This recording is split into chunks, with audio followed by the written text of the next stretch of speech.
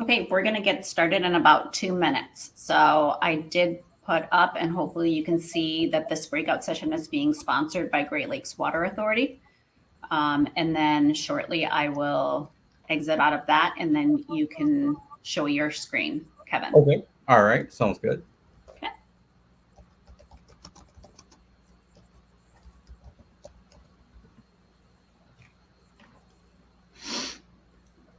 Audio check. Yep, you're good. Clear. Thank you. Has anyone spoke to Troy? Not recently.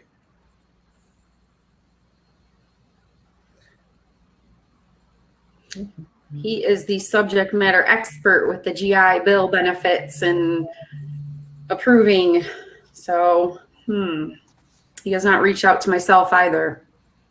Yeah, I mean, so if Troy doesn't make it, then we'll just, obviously we'll just move forward from that question, unless, Crystal, you want to have a little bit of broad, description on it for the questions related to the GI Bill. I could give very broad, but I'd rather it have been Troy or Shafton. Oh, give me 1 second. Oop, not a minute to spare, right? Yeah, you have 1 minute, Kevin. 1 minute. And it's probably Troy. No, that's what I was going to say. It's probably Troy. Probably Troy going, now how do we get to this thing again? Mm-hmm. At least that's what I was doing about 5 minutes before. Except when I came in, Bill was all here, organized, already had everything under control. It was all out of control all morning because we had firewall problems and browser problems and everything else. So I saw a couple notes about firewall. I was worried about that. I know that's happened before. What they showed me was instead of clicking the link, I just have to copy and paste the link into the browser, and it worked fine. So, okay, lesson learned. So next year I'll be prepared. I saw that we're competing with Tracy Brown's workshop. If anybody was in on her keynote speaker presentation, we've got some competition. Yeah, absolutely. I thought the same thing, Crystal. Okay, well, it is 1:01, and I want to be mindful of everyone's time, so I'm going to go ahead and kick this workshop off the ground. Welcome to the Michigan Works Association 2021 Annual Conference. My name is Lily Brewer, and I'm the Executive Director at Michigan Works in Berrien, Cass, and Van Buren counties. On behalf of the staff at the association and all of our sponsors, we thank you for being part of the conference in this session titled Serving Those Who Serve Us, Veterans and Registered Apprenticeship.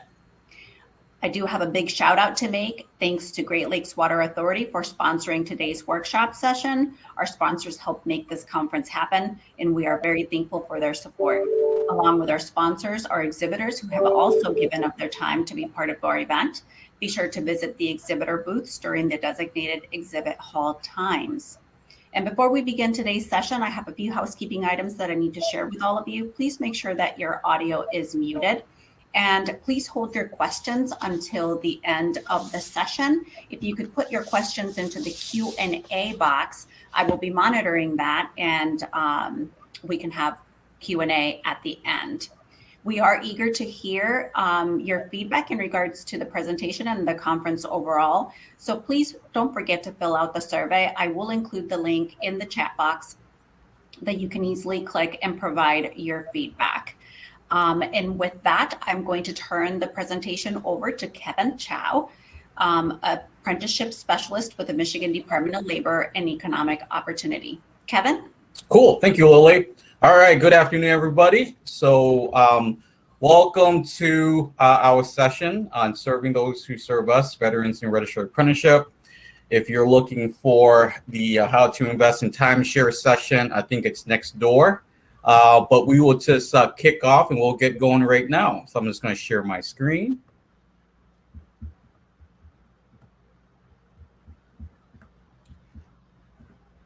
Okay. All right. So, so this is our session. I'll just move right into introducing our panel session members. We have Crystal Bershi, State Administrative Manager for Michigan Department of Labor and Economic Opportunity, specifically in the Veteran Employment Services section. Scott Yetley, State Administrative Manager for the State Apprenticeship Expansion section with the Michigan Department of Labor and Economic Opportunity. We have Bill Krager, Veterans Affairs Program Manager with Consumers Energy, and a Veteran Apprentice, Corey Rosenkrantz with Consumers Energy, and Troy Tissue, Higher Education Consultant with the Michigan Department of Labor and Economic Opportunity.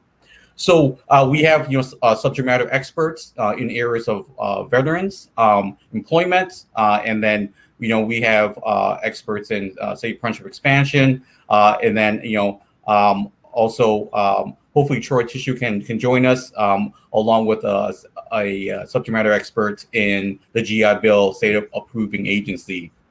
And then we also have an employer with Consumers Energy with Bill, and then a veteran apprentice with Corey. So these are our panel members, and then we'll just move forward and go right into the questions to start our conversation. Okay, so panel question number one. What are your current apprenticeship activities at your organization?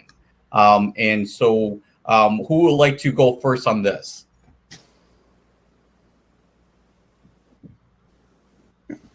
I'll go first, Kevin. All right, cool. Thank you. Yeah, no problem. So Veterans Employment Services is currently partnering with the State Approving Agency, the State Apprenticeship Expansion Team, Michigan Veterans Affairs Agency, our Michigan Works partners, all of us to host the Employer 101 Registered Apprenticeship webinars. These webinars are meant to teach employers about the benefits of registered apprenticeship programs and help them grow their workforce with veteran talent. We also plan to implement a Veteran 101 Registered Apprenticeship webinar, and that webinar will encourage veterans to look at other options like registered apprenticeship programs. If college isn't for them, we will also discuss what a registered apprenticeship is, the many occupations that have registered apprenticeship programs, how and where to find them, and discuss their GI Bill benefits. And we hope to launch that webinar sometime in December or January. Okay, cool. Thank you for that. How about Bill? You want to share a little bit what's going on in Consumers Energy?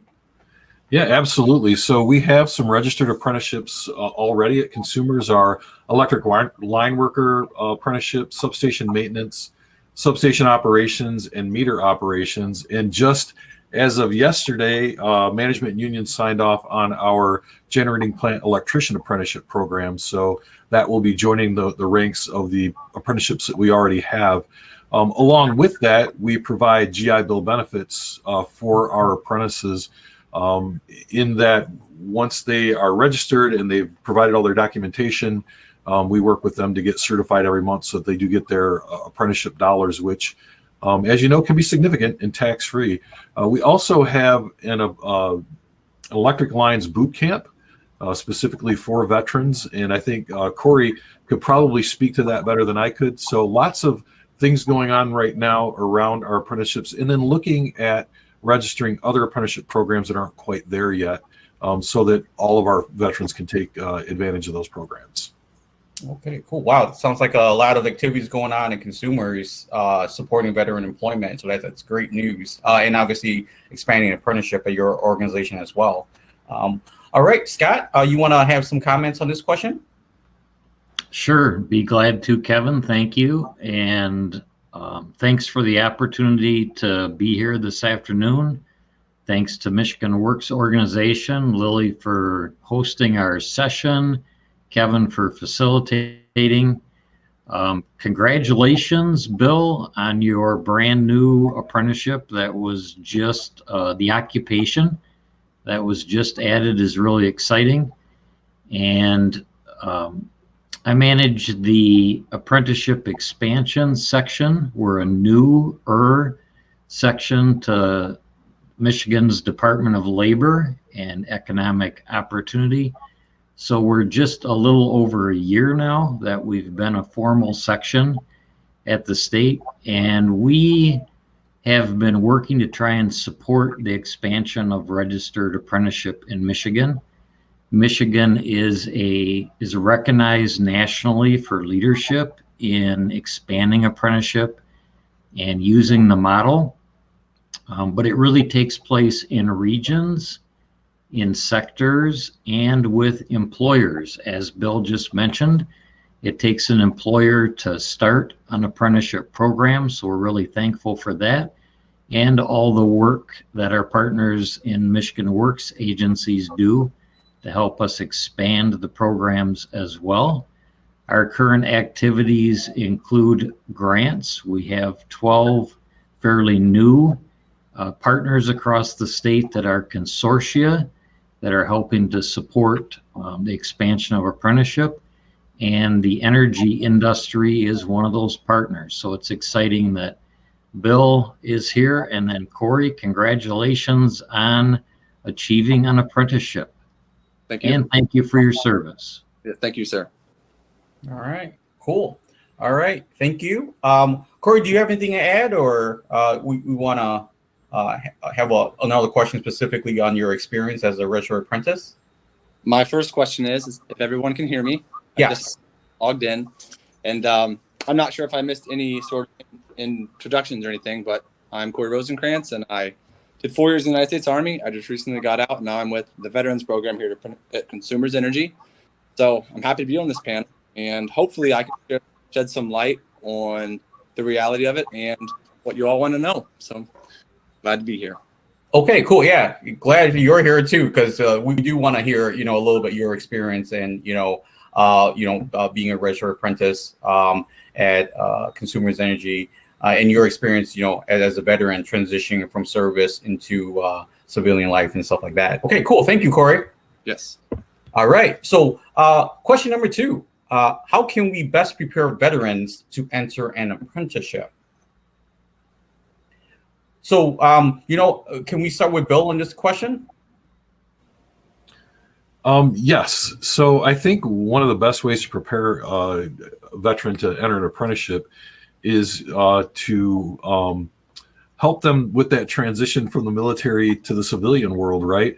Because many times we have skills that we know we have, but we have a hard time translating those into words that other people will understand. So the first thing is to, even before entering the apprenticeship, is to getting the opportunity to enter the apprenticeship, and that is having a good resume and understanding how the interview process works, and talking about some key words to use, and how to instead of saying, I was a 95 Bravo 02 in the Army, to say, I was a military police, company commander, or whatever it is. So that's the first thing, is preparing folks for that. Also, the things that we appreciate in our veterans sometimes can be a source of I don't want to say irritation, but so we hire veterans because they get the job done and they do what we ask them to do and they execute our intent. But sometimes in the civilian world, we're not used to people going right after it like that. So it may be slowing things down and making sure that we understand what the intent of that request is as they enter the apprenticeship program. And then, one thing that the military does in preparing veterans for an apprenticeship is that an apprenticeship program is very much like being promoted within the military. You have certain time in service and certain tasks that need to be done. And so kind of tying those things together for the veteran and helping them to see how similar that process is can really help them flourish within that apprenticeship. And then I think the other thing is, depending on what the apprenticeship is, whether it's going to be a physically demanding job or a mentally demanding job or both, is really having good set expectations for the veteran entering that apprenticeship. Yeah, I mean, that's, those are great examples of, like, some value added,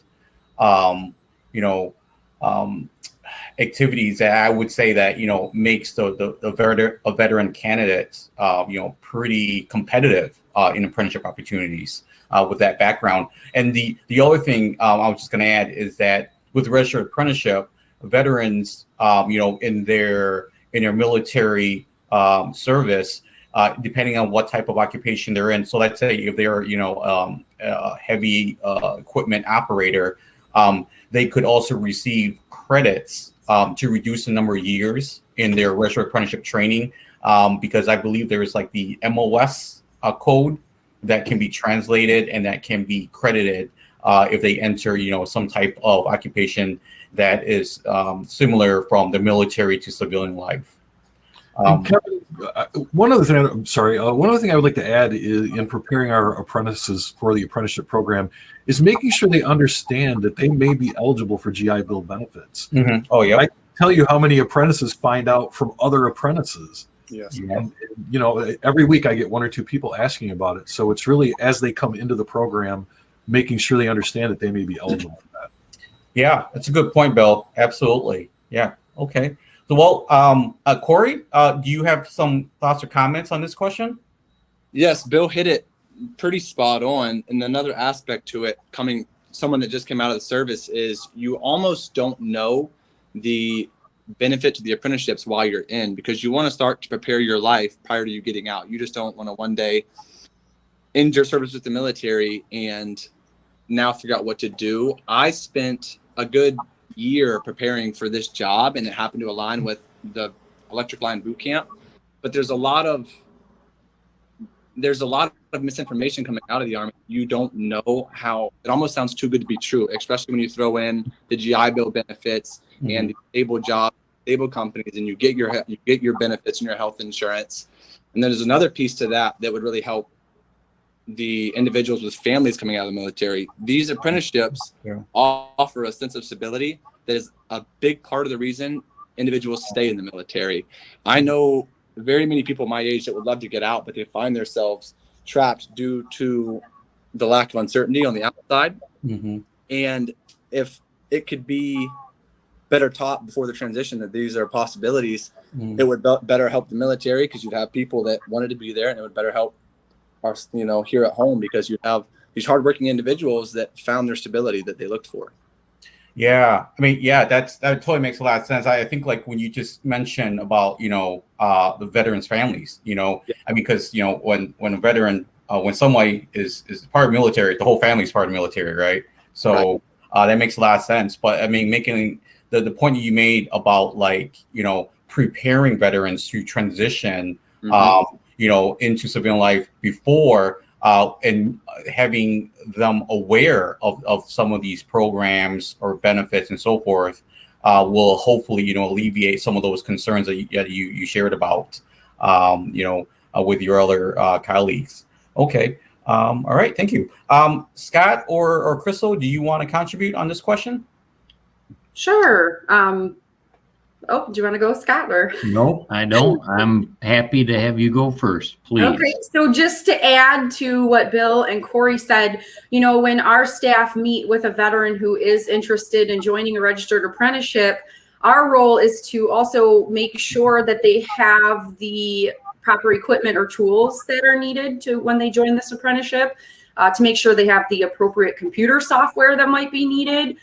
Do you need steel toe boots? Do you need a hard hat? And if they do need these basic things, we are going to connect them with the appropriate resources.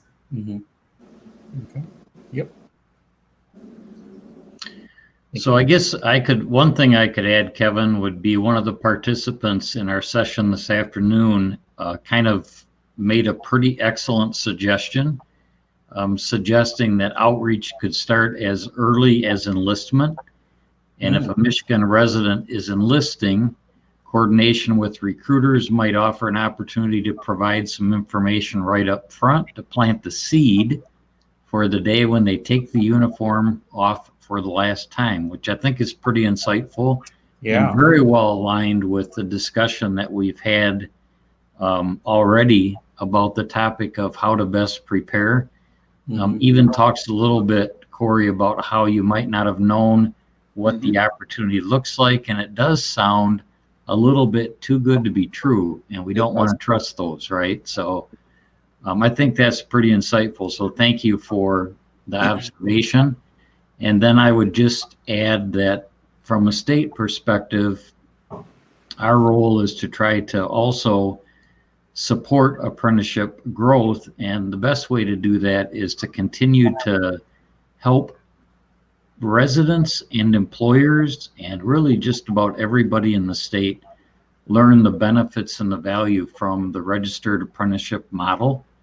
It does start with employers, and really the way to grow everybody in order to prepare them is to create opportunities. And so again, we've got Michigan Works partners across the state, and we've got sectors of employers, labor, and sponsors that are working to try and increase the number of registered apprenticeships available. A great way to set it up so that a veteran can enter one of those opportunities. Yeah, I mean that your comment about the previous session about sharing some of the after military career or service to the enlisted veterans. That's a pretty good idea, because you want to obviously provide veterans some of the programs that are available as they enter their military service, but then obviously when they transition out. I think one of the things that in our question one related to what are current apprenticeship activities at your organization. One of the things that I want to add on this one is at the state of Michigan, we have the Michigan Apprenticeship Advisory Board, and that group of folks are subject matter experts from industry, apprenticeship stakeholders, and so forth. But within that board itself, we have a subcommittee, and that subcommittee is specifically in supporting veterans into registered apprenticeship. So that is something I just wanted to bring up. Just if our audience, we're not aware of it, but I just wanted to bring that up as another activity that at Leo WD we're investing in towards expanding veteran apprenticeships. Okay. All right. So question number 3. What are your successful apprenticeship outreach campaigns with veterans and employers? And Scott, I'll start with you on this one. Thank you, Kevin. So I think investing in the initiatives at a state level that we have are probably, no question, the most successful apprenticeship outreach opportunities. Several of our current 12 formal partners, and we've got partners in each region across the state, and several sectors focus on veterans apprenticeship and expanding the number of opportunities. And that's really the way to do it. So, it can be positioned regionally, and the opportunities then fit the needs of the employer sponsors in the area. And then it's a great opportunity to kind of push for the teamwork that takes place through Crystal's group, where they work to connect veterans with those employment opportunities and then to support them to make sure they're successful. So, but thanks for the question. Okay. All right. Thank you, Scott. Crystal, you want to add on to this question here? Sure. So with VES, our job is to promote apprenticeship programs. So not only through our partnerships for the Employer 101 and the soon-to-be Veteran 101 events, we also have folders that we give to employers or veterans who may be interested in registered apprenticeship programs. And those folders contain information about apprenticeships and also how to get into contact with your Michigan Works Apprenticeship Success Coordinators. And we give, like I said, we give those to anyone interested in expressing interest in those programs. And we also have a monthly Veterans Employment Services newsletter that goes out to thousands of veterans, and also our Facebook page where we can promote some of these apprenticeship opportunities for employers. Mm-hmm. Cool. All right. Thank you, Crystal. Bill, do you want to add on anything about your apprenticeship outreach campaigns with veterans? Yes, there's a few things that we do. We work with Veterans in Energy, VIE. It's a group that looks specifically at, well, as it says, veterans in energy. Also working with the Center for Energy Workforce Development, CEWD, in some of their programs, like Troops to Energy. They have a website where veterans can go out and take a look. And then as well as our electric lines boot camp that's out there. We do have another program that's not an apprenticeship that is the as well. So lots of different ways that we do that. Prior to COVID, we had great relationships with some of the transition assistance programs and also with the MVAA. So lots of different ways to reach out. Yeah. And, you know, like the other thing I was just thinking of is, well, you know, every year, annually, so, you know, we have in November, Veterans Day, you know, this year on November 11th, and then we also have National Apprenticeship Week, right? And so those are, you know, kind of like a good timeline to kind of, you know, integrate both of those areas together so that, you know, we can, you know, provide more outreach campaigns with veterans and employers during National Apprenticeship Week and Veterans Week as well. So, okay. All right. I think, do we have Troy Tissue on? Because I just saw a little note here. Troy, if you're on, can you let me know audio-wise? Troy was on momentarily, and then he is logged off now. Okay. So. Okay, cool. So if someone can kind of let me know when Troy gets on, so then I'll know, because I can't see the screen of everybody's cameras.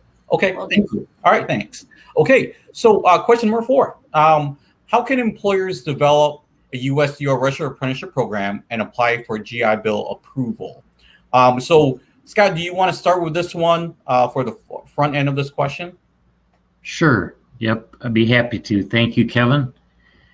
So employers have multiple options, and they are able to develop a USDOL registered apprenticeship directly by working with a USDOL ATR. Apprenticeship.gov is a good location for them to start. It's web-based. The website gets better all the time. It's pretty clean. Used to be not the case, but it's modern and it's pretty efficient. You can search for a nearby ATR, which is an apprenticeship training representative at that site, and that's a good way to start the process. Another good way to begin the process is to attend one of the Apprenticeship 101s that Crystal's mentioned, because that gets an employer started, gives you a little bit of information up front.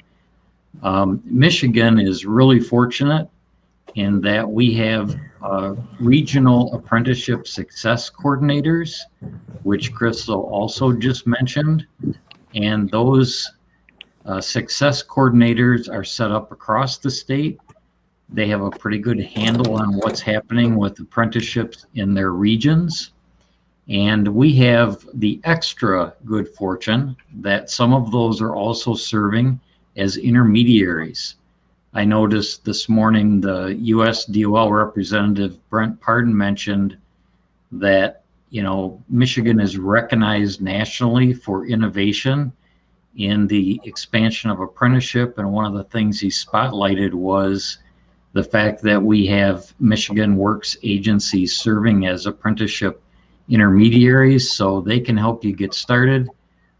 They can actually work with you to set up a program and actually to even help to manage your apprenticeship program for small and mid-sized employers that may really benefit from that support. So there's a bunch of ways to get started. Our website can also be of value for getting started and for looking at what kind of funding is currently available. And we're at michigan.gov/apprenticeship. Thank you. All right. Thanks, Kevin, Scott. Troy has Yep. joined the. Oh, Troy's on? Awesome. Troy's on.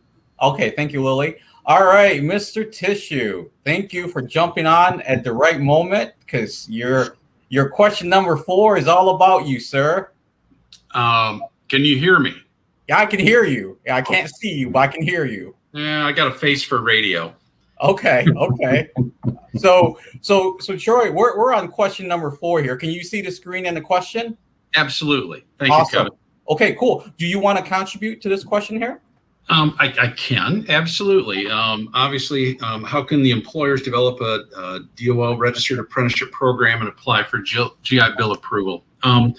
Essentially, the US DOL has representatives, and obviously I just came in on this. Maybe this has already been chatted about, Kevin? Is that part No, taken care not of? much. We want to wait for you. Okay. All right, yeah. no problem. So, and a gentleman by the name of Russ Davis is the lead for the U.S. Department of Labor in the state of Michigan. He has colleagues as well, so it's not just Russ. They will, when approached by an employer, they will gladly meet with the employer and chat or speak to what type of an apprenticeship, if you will, that the employer has an idea that they would like to develop. Some are traditional, some are extremely, I'll say, easy to develop because the US DOL has hundreds upon hundreds of apprenticeships are already established, and so very well may fit this the inquiring employer's needs, with just some maybe some tweaking to meet the employer's actual uniqueness, if you will. Again, if the US DOL doesn't have we'll say, a cookie cutter template already developed for that skill set the employer wishes to develop for a trainee, then they'll be happy to also to work and develop a syllabus with the employer. All that is, to the best of my knowledge, and correct me if I'm wrong, Kevin, all that is free of charge that the US DOL provides. So once the Department of Labor has established a set of standards for the employer, meaning that the employer also accepts them and says, yes, this is exactly what I'm looking for. This helps me develop a training plan so I can get my employees trained, and whether it's for skill sets or whether it's for safety, etc. And once that is established, a set of standards then is signed by the DOL and the employer. And so essentially a training syllabus has now, I'm simplifying it, but has now been set. Once that occurs, if the employer then wishes to bring veterans in as trainees, what can really happen then is just outstanding, meaning that a veteran, if all eligible on the VA side, can receive GI Bill benefits by participating in this approved apprenticeship program. How that occurs is that the employer will reach out to the state approving agency, which is our agency. I'm sure there will be some information forthcoming with that. Kevin, correct me if I'm wrong, but URLs, etc. But reach out to us and we will simply walk you, again, free of charge. Few things are free in this world, but the DOLs and the state approving agencies' approvals are. And we will look at the standards, ensure that they are what needs to be, and we will then approve the employer's training for GI Bill programming. What this really boils down to is that when the trainee comes on board, and it could be anything from a dental hygienist, in all honesty, to an electrician and anything in between. I'll just say an electrician. And when that person comes on board, he or she is a veteran. If they're eligible for the GI Bill, once we have approved, the state approving agency has approved the employer, what will then occur is that the veteran will receive a monthly stipend from the VA while they're in training, and that is totally separate from the wages. So realistically, is semantics, but they're receiving their benefits. They're almost essentially, if you will, are receiving additional monies or a bonus that is tax-free on top of the employer's wages. That is based on the zip code of where the employer is. The employer really doesn't have, it's not an exchange of funds, meaning the VA does not send the employer monies then to turn around and give to the veteran in training. But instead, the VA actually sends that directly to the veterans. So there's no middleman in that regards. Trying to make it as easy as possible, if you will, for the employer. Some of these, and because these monies are based on, these benefits are based on the zip code of the employer, it can range anywhere from $1,000 to $1,400 a month in the state of Michigan. Additionally, that the veteran is getting monthly as a trainee for that employer. And that is all tax-free. And once again, the employer doesn't have any exchange of funds in that regards. That is between the veteran and the employer, or excuse me, the veteran and the VA. The only thing the employer does is reports on a monthly basis of how many training hours the apprentice accrued that month. So that kind of gets me started, Kevin. I mean, I could talk for days, you know this, on this subject. Lead me where I need to go. Okay, yeah. So we only got about 26 minutes left for our session, so we're going to hold off on that. But I'm sure you can, go a little bit more in detail. But you know what? I'm going to put you and Scott on a little spot here. So the question I would have is, how long would it take for an employer to complete from start to end in registering their program? And then for Troy, how long, from your experience for both, would it take for an employer to complete their GI Bill application process? So it's a great question, Kevin, and often asked because a lot of employers will get started on the process of initiating a registered apprenticeship program and then get sidetracked with other things, and it seems like it takes forever to get them done.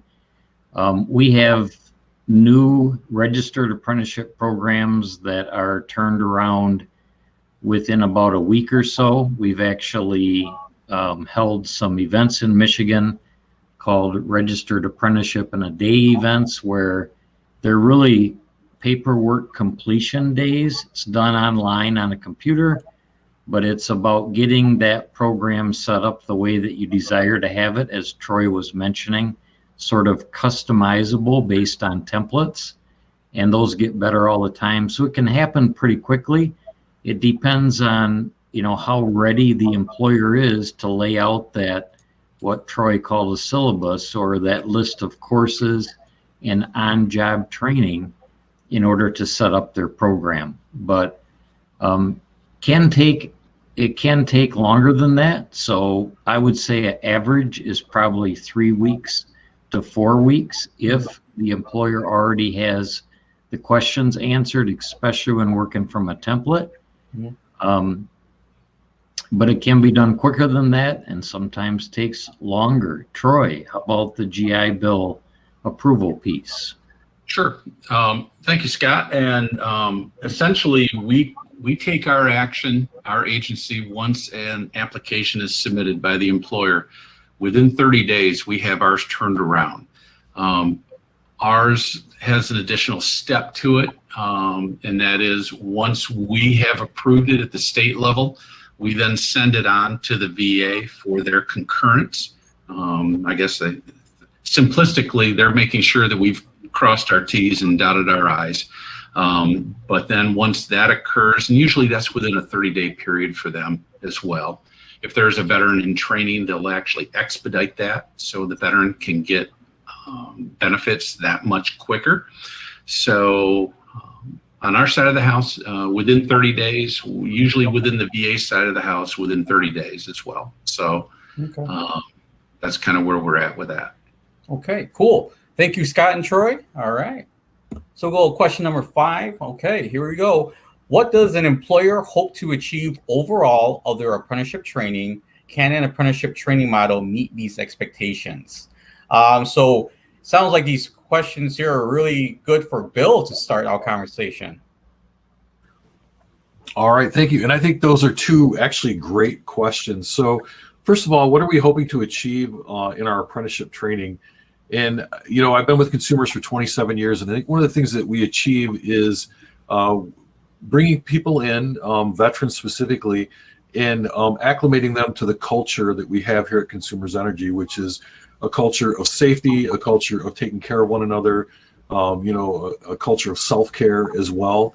And so as we're training them, they're learning our culture rather than going to a school someplace else and then coming to Consumers Energy already having that knowledge. The nice thing too is in an apprenticeship program, people come in, it's a different set of eyes, right? So an apprentice has that opportunity to say, hey, what about if we do this a little bit differently? And Corey may have something to say about that or not, but that's the kind of culture that we try to build. So it's really teaching people to work safely and work within that program, but also teaching them about our apprenticeship or about our culture. And the apprenticeship training model, I think, really does meet those expectations because they are getting the knowledge, the equipment, and the training that they need, but they're also learning those things that not necessarily can be taught, but they're learning them from their peers and their supervisors here at the company. And, in addition to that, they can take that training someplace else and use it. So it's a win-win for the company and for the coworker. Right. I mean, and the other thing too is the credentials that, veteran apprentices would also receive, or in general, just registered apprentices receive after the end of their training, the national recognition from USDUL being registered apprentice. And then put possibly any other type of occupation-based credentials, that exists, depending on what industry that you work in. But Corey, do you want to share any comments related to your experience with registered apprenticeship training? Coming from the consumer side of things and the military side of things, they're both massive companies with a lot of moving pieces. So when you're hiring direct veterans, they understand the chain of command and how it's one big puzzle piece.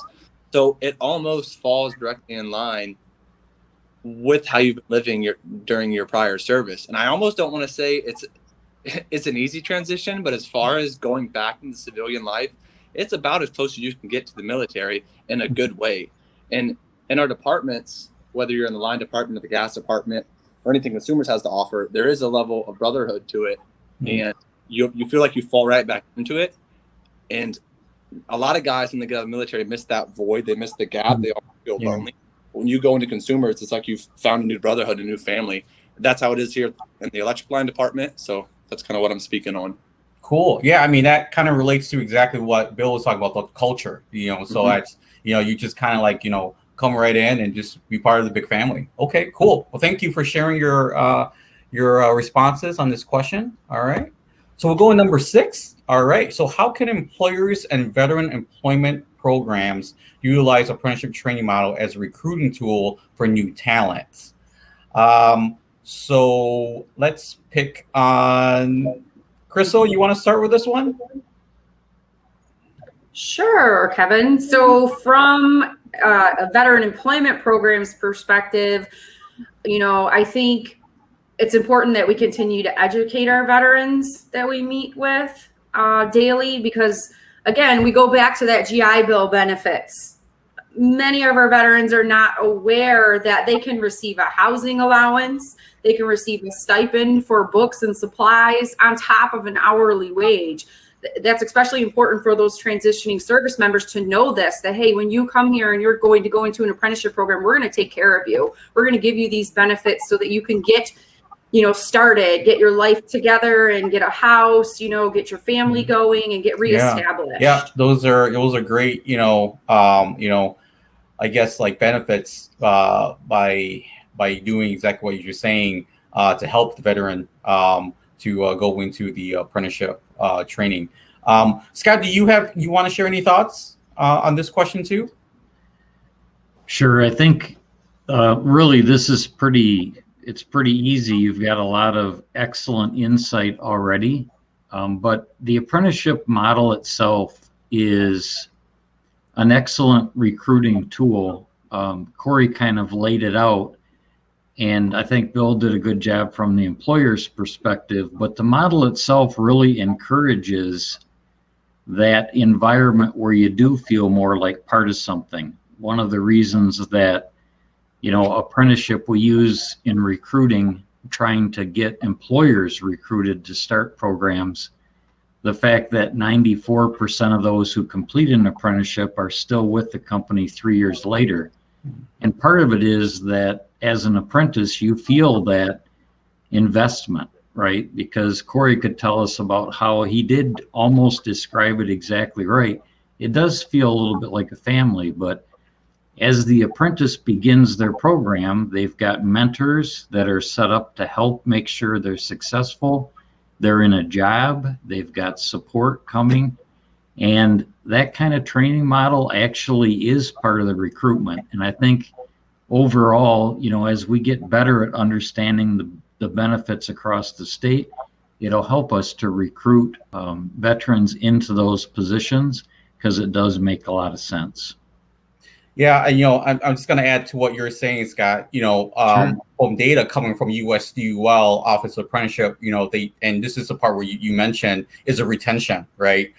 Because it's about 93-94% of apprentices that complete their training are stay at their organization. It's a good retention tool as well. So that's something that's going to share. So okay, so we got about 99 questions. We're on number 6, so we got 93 more to go. So we're gonna go in speed round. All right, we got about 16 minutes left. We're gonna go speed round for our next 93 questions. So we'll go in number 7 here. And this is, we'll just go like a real quick round table. What are your lessons learned from your experiences related to the areas that we're talking about today? And let's start with Troy. Troy, you want to share some lessons learned from your experiences? Thank you, Kevin. Yes. From what we've learned here today. I mean, just in general, as it relates to, supporting employers, from their, having their USDO Registered Apprenticeship Program approved, and then obviously, I've been working with, and thanks, Kevin, but I've been working with employers for the last 10 years with the state approving agency. And the great thing is, once the employer actually dips the toe in, especially new folks, they dip their toe in and they see, and they get trainees on board, and they start to see the advantages of it. It's kind of like eye-opening, if you will. Once again, whether it's the technical training coupled with the safety component, if there's a high element of that as well.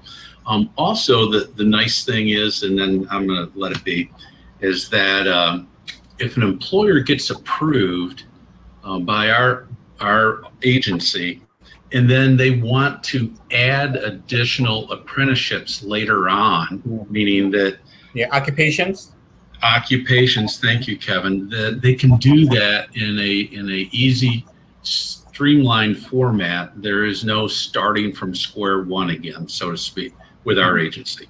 And I give you the floor, Kevin. Okay, cool. Thanks, Troy. Bill, do you want to share any of your thoughts about, veteran apprenticeships, your lessons learned in veteran apprenticeships at Consumers Energy? Yeah, really 2 things. One is that we've had apprenticeships at Consumers for a number of years, and there was a reluctance to get them to be registered apprenticeships. But once we all discovered how easy it really is, and that it's really non-intrusive or invasive, and there's tons of benefits to our coworkers, we started down that path, and now we're registering our apprenticeships as quickly as we can. So that's the first thing. Don't let the paperwork scare you, because it's only scary till someone like the members of this panel sit down with you and walk you through it, and it's not scary anymore. The second thing is communicate. Just because you know that you have it doesn't mean that everyone else knows that you have it. So communicating outside the company to bring people into the apprenticeship, and then communicating with the apprentices, especially on the veteran side, that there may be benefits that they're missing out on. As a group, we sit and talk about these things a lot, so we think everyone knows about them. But the truth is, we know about them, but maybe not everybody else does. So I will leave it at that. Thanks, Kevin. Yeah, thanks. You make a great point. I'm just kind of curious about, I don't want to put you on the spot, but how many occupations do you have in your Registered Apprenticeship Program at Consumers Energy? Just out of curiosity. Currently, we have 5. Oh, awesome. Okay, cool. Yeah, so that's great. I mean, it's like, obviously it's an in-demand type of situation, but that's great that you have 5, and hopefully it will expand as you move forward. Okay. All right. So we'll go to our last question. And this is a pretty easy one. What success stories can you share to our audience? So how about Scott? You want to share some thoughts on this question? Yep, I've got one ready for you on this one, Kevin. I've used it in a conference once before, but it's my favorite now, and that is my favorite success story is actually the one that we're creating. I get re-inspired when I hear Corey talk about all the benefits as an apprentice and even his entrance into consumers, and I hear Bill talk about what the value is to the employer, and Troy talk about the benefits that the GI Bill program can bring to the family, can bring to the veteran. And I hear Crystal talk about all the work that they're doing to try to expand the opportunities. And then your leadership in this session. And I just am thankful for the Michigan Works workforce boards and apprenticeship success coordinators for the work that they're doing across the state. And I really think my favorite success story is definitely this one that we're currently writing and implementing. Okay, cool. Thank you, Scott. Crystal, you want to share some thoughts on this question too? Wow, I have to follow behind that. Very, very well put, Scott. And just to kind of add to that and a little bit go back to the lessons learned, excuse me. And of course I get called on when I have something in my throat. But to add to what Scott said, what we are doing now is just amazing. The things we have going on, the collaboration that's going on, the partnerships that are happening. We're not working in silos anymore. We get more done when we work together. Veterans Employment Services, we're very limited on what we can do because of the way our grant is structured. However, if we just start focusing on what we can do rather than what we can't do, we'll get more done. So Scott, very well put. Okay, cool. Thank you, Crystal. Troy, do you have any additional comments on success stories? It's twofold. It honestly is. There is it's win-win for the employer that has just a phenomenally trained skill set individual or individuals. And then on the other side of the house, the trainee that these people are just outstanding that come into these apprenticeships. They're motivated and they learn and they transfer those skill sets to the needs of the employer. And it's just win-win. Cool. Thank you, Troy. Bill, you want to share some comments on this question?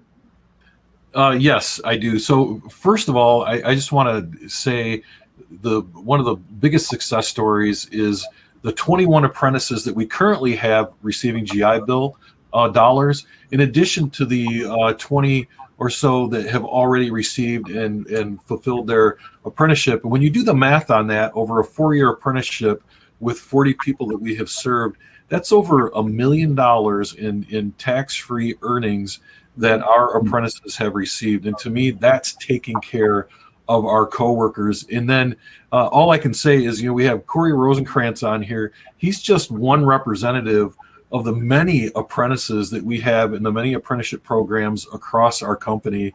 And I don't know, his success in coming from the military to consumers and currently in his apprenticeship speaks for itself. Yeah, absolutely.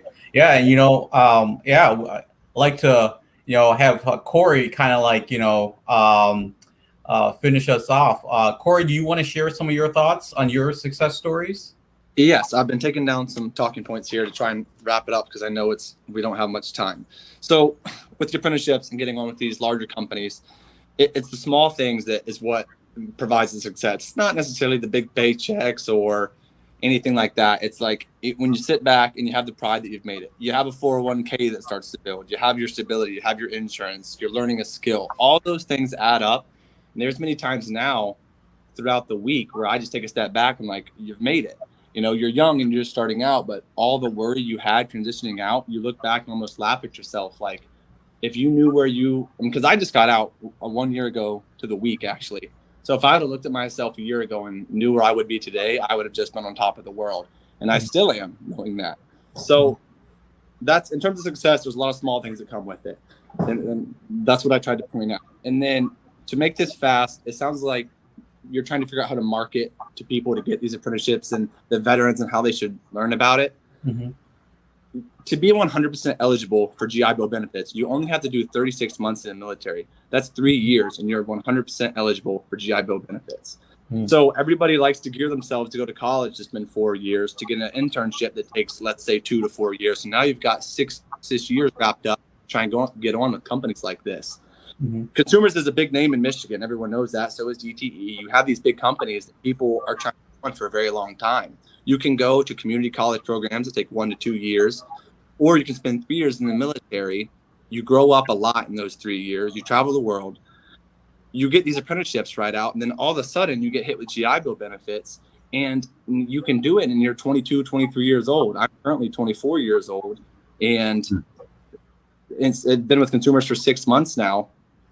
So, and it all happens at a very young age. And that's just a couple of things I wanted to point out. If you wanted to market to the people like starting off, a lot of people join to go to college. Well, they don't know that these apprenticeships are out there. So whoever thought of marketing as soon as you come in is a very smart idea. But that's some of the things I had to say. Okay, thank you. Well, those are really, insightful, thoughts there. So thank you, Corey. So yeah, I mean, it's really awesome to listen to all your comments. Because of time, we're going to not do the other 91 questions, and we'll go into questions from the audience. So we're ready for the questions from the audience, and I will stop sharing my screen.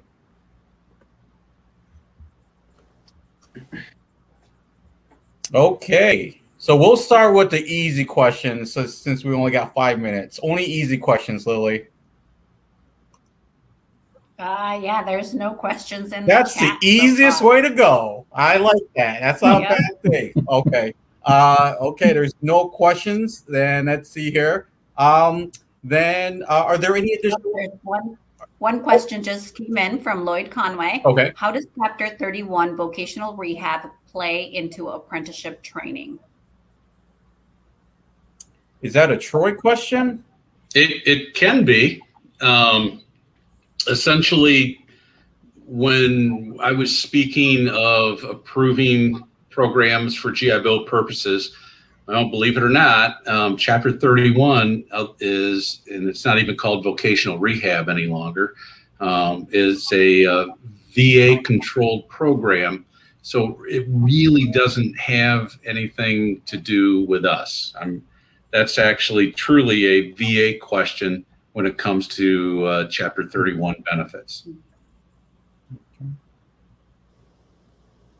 All right. I would just make a comment, Kevin. Lloyd deserves thanks. He actually, I believe, is the one that mentioned up front the idea of beginning the marketing and information at the, when a service person enlists up front. So, so thank you, Lloyd. If I could actually ask Corey a question, and he may have covered this. Sure. That is, Corey, I got a question. Why are you in the dark? Because I guess I should turn on video. Is that kind of what you want me to do here? Oh, you're not a vampire, are you? I just want to make sure, because if you're a vampire, then I understand why you're in the dark. Well, well, Kevin, you know me. I'm in the dark quite a bit. All right. Sorry for interrupting you there. No, actually, with Corey, how did you learn about the apprenticeship programming, Corey, and kind of what enabled you to say, yes, this is how I'm going to utilize my GI Bill benefits? So I had some friends in the gas department here, consumers, and throughout my time in the Army, I actually saw I saw a very positive outlook from this company. And then on Veterans Day, I was tagged in a Facebook post for an electric line boot camp, and it aligned almost perfectly with my timeline to get out of the military. So I actually went to lineman school, and this was the trade that I wanted to get into. So when I was tagged in this and I opened up the link, I truly thought this is too good to be true, because I knew about the GI benefits and I saw the wages, and I'm like, wow, okay, 2-week tryout. I get to come back to Michigan. So I kind of put all my cards in one, like all my chips in one basket, and ended up trying out for it and getting the job. And now I'm here on this conference call. Outstanding. Yeah. Well, I'm glad you're here, Corey. I mean, you shared a lot of great insight. So thank you very much. And obviously, thank you for your service as well. So Thank you. So realistically, what that boils down to, for example, with consumers, if you build it, they will come. Ah. Yeah. I have friends now that I would probably say a good once a week I get a call from someone I served with. They see how I'm doing life and they're like, what did you get into? How did you get into it? So I send them the link. I'm like, well, the next time they hire, I'll let you know. So I'm trying to do my part to hook up my friends. But cool. Yeah. Yeah. Awesome. All right. Okay. Kevin, I don't see any other questions in the chat, so it's up to you. Okay, yeah. So I mean, well, we can get back. What's 1:59 now, so we can get back 1 minute of our day. So thank you everybody for participating, from our audience and our panelists. Thank you very much, and I hope everybody have a good day. Please don't forget to fill out your survey. Thanks. Yep, got it. Thanks, Thank you. everybody. Have a good day. Thank you. Yep. Thanks, Lily. You're very welcome, Scott. Yep. Appreciate your pleasure. help. Yep. Okay. Bye. Bye-bye.